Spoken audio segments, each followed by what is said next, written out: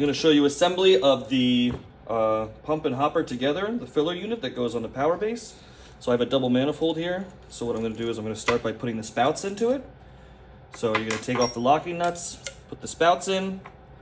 You want to make sure that the spouts are orientated the same way. I like to put them up, but it's whatever your preference is, and also depending on your product. So you see how the cut end is all the same way on both spouts. So now the double manifold goes in. We have another locking nut that's going to go on here, and it's going to lock this down. Locked in. And then last but not least, we have the hopper. So you have a gasket that goes in between. Hopper sits on top. And then you have a locking clamp that is going to go around here. And you see, we get that locked down nicely. There it is. So this, turn it here so you can see. Tighten that down. So now that everything is tight and ready to go, I'm going to put this onto the power base. Always make sure the hopper is on the pump before it goes on the power base. So I'm going to put it like this. And so sometimes your pump may not sit down correctly, so you press the seat button. And all that is doing is turning the machine a fraction of a turn so that it lines up so that this sits down correctly. And then also I'm going to show you here, on the back there is a little locking clamp. You want to clamp that down, lock that down, because that's going to stop the pump from moving while you're producing. Then take the lid off. We're going to add our product in.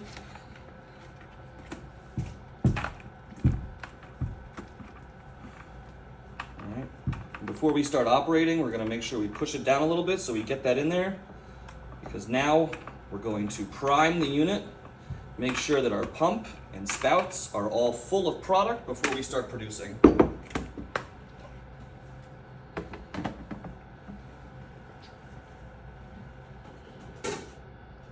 You know what? All right, go ahead. So we're going to say make sure you may see air pockets here. If you have a little bit more of a thicker product, you're going to want to make sure you manipulate it down into the pump before you start producing. That way that any of those air pockets are not going to make their way into the pump, because then you're going to have sputtering as you're trying to produce and your weights will be off. So now, lid back on, we're good to go. For priming, I'm going to put it into continuous mode.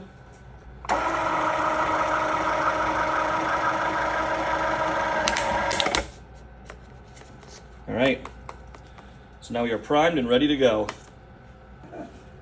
All right, so we've calibrated our unit to the amount of filling that we're happy with here. So I'm going to run a little bit of production and show you how, and I'm also going to be utilizing a foot pedal so I have two hands free during this. So really you're just going to be pushing them on.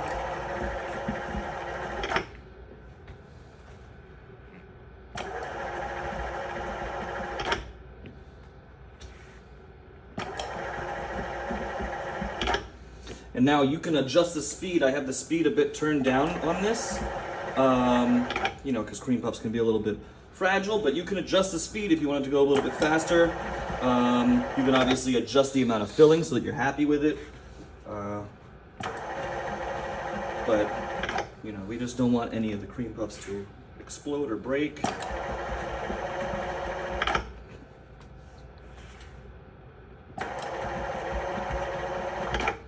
But as you can see here,